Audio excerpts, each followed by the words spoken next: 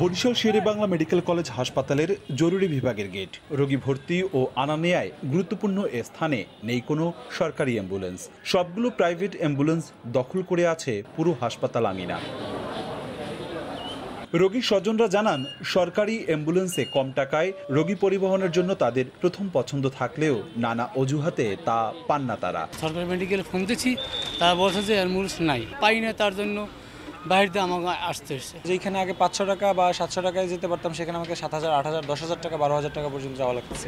ভাড়া নিই না বেশি, যে আমাদের চার্জ করে দিচ্ছে, চার্জের চেয়ে আমরা কম নেই। হাসপাতাল কর্তৃপক্ষ জানায়, সরকারি অ্যাম্বুলেন্স আছে 14টি, এর মধ্যে 7টি বিকল। তাছাড়া 8 জন চালক পদে আছেন মাত্র 3 জন।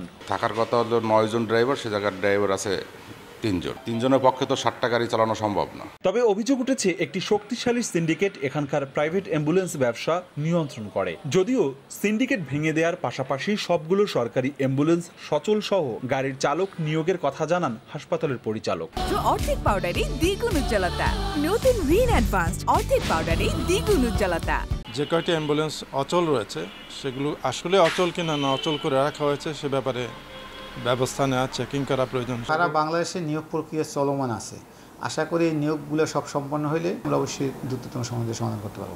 হাসপাতাল কর্তৃপক্ষের তথ্য মতে, বরিশাল শেরেবাংলা মেডিকেল কলেজ হাসপাতালে সরকারি অ্যাম্বুলেন্স প্রতি কিলোমিটার ভাড়া মাত্র 20 টাকা, আর প্রাইভেট অ্যাম্বুলেন্সগুলোর জন্য নির্ধারণ করে দেওয়া হয়েছে প্রতি কিলোমিটার 30 টাকা করে।